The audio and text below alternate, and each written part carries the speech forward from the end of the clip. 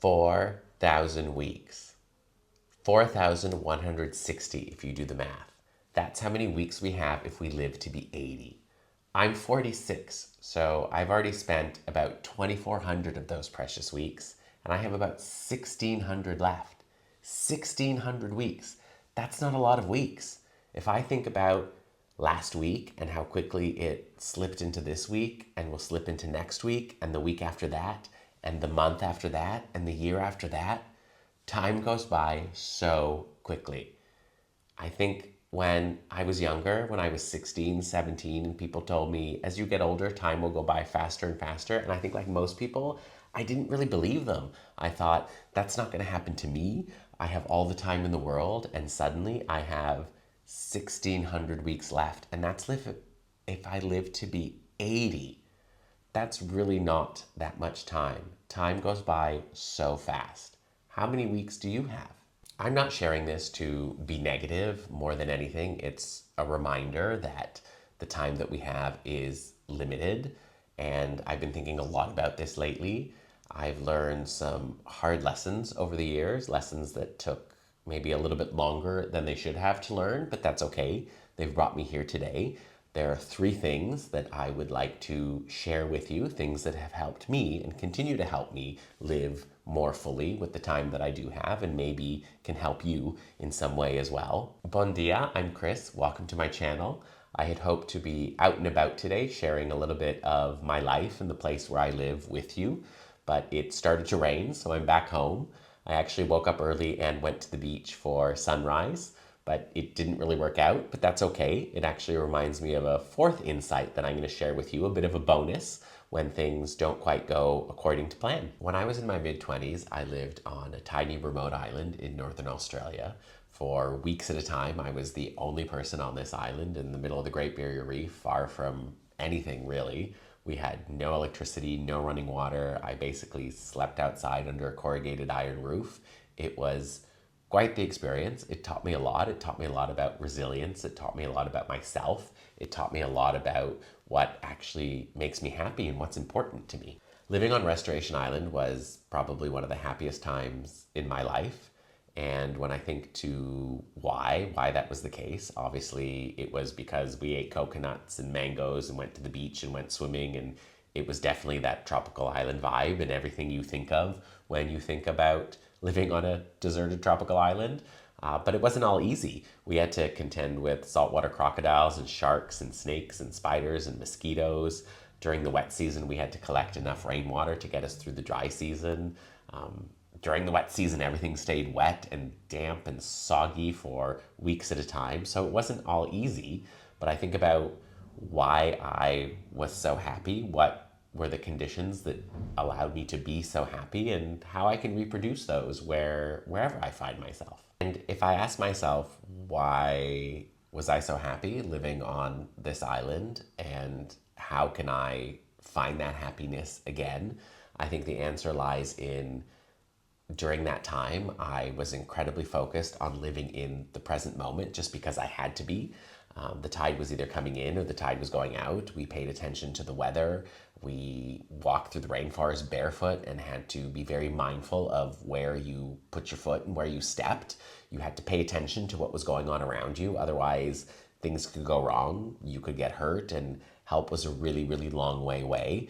So when I think back, I think the reason I was so happy is because for the first time in my life, I was so incredibly engaged in the present moment and just living in the present moment, and nothing else mattered. It didn't matter what time it was, what day it was. I was just fully engrossed in the present moment. And I think, if I'm going to be honest, that's the first time in my life I had that kind of experience where nothing else mattered except what I was doing at the time. So to make the most of the time we have, I think it is really important that we live with intention. This is maybe the first insight that has really helped me, the reminder to always just live in the present moment, because the past doesn't exist, the future doesn't exist. All we have is the here and now, and we need to be fully present.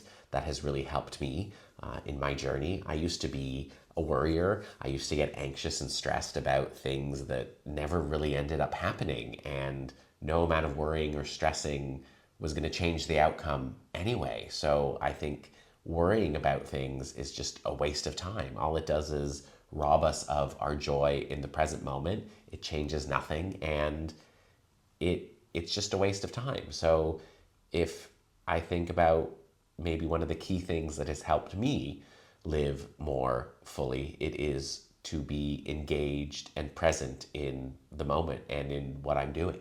Live in the present, because that's the only moment we really have, and it doesn't need to be complicated. It doesn't need to be this big lifestyle thing. It's little things that we can do every day, like focusing on our breath, or when we're walking, to look up at the sky, to look at the people that we're passing. That's where life happens. It's those everyday simple moments. That's where our lives are. After living on a deserted island, going back to the life I led before was hard. It was really difficult. I was lost. I didn't really know what to do with myself, what was going to happen next.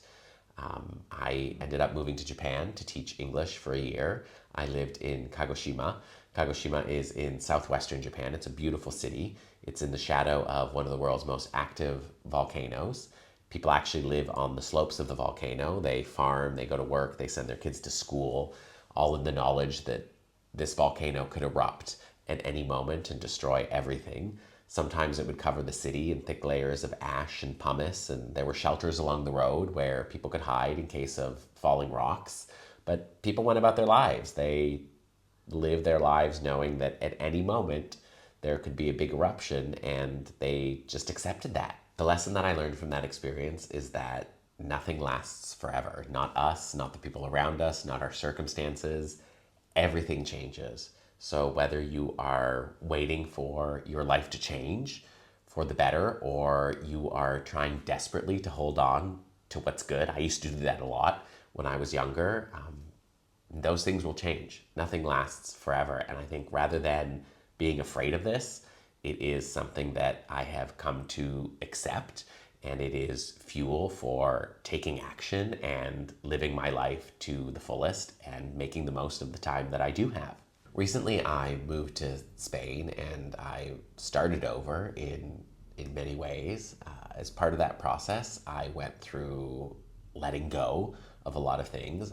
Part of that was letting go of a lot of stuff. I went through everything I owned, and I realized that I had accumulated a lot of things that I forgot I had, things that I didn't really need, things that when I laid them all out on the driveway for a yard sale just lost all meaning, even though at the time when I had bought them, they meant so much to me and I thought that they would make me happy. But ultimately, it was just stuff. And I think to the money that I spent on that stuff, the debt that sometimes I incurred buying more things that I didn't really need, it was just silly. And to see it all laid out, it just lost all meaning. And I think about how much time I spent shopping and worrying about buying things and organizing those things and looking after those things. It wasted so many weeks, and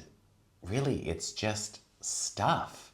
So I guess my third insight that I want to share is don't spend your time chasing more stuff. It is ultimately unfulfilling, and it leaves us feeling empty. It doesn't fill a void. It doesn't change anything. It is just stuff. Chasing more stuff is, like worrying, a waste of time, and it robs us of the joy of the present moment and is really a waste of the weeks that we do have.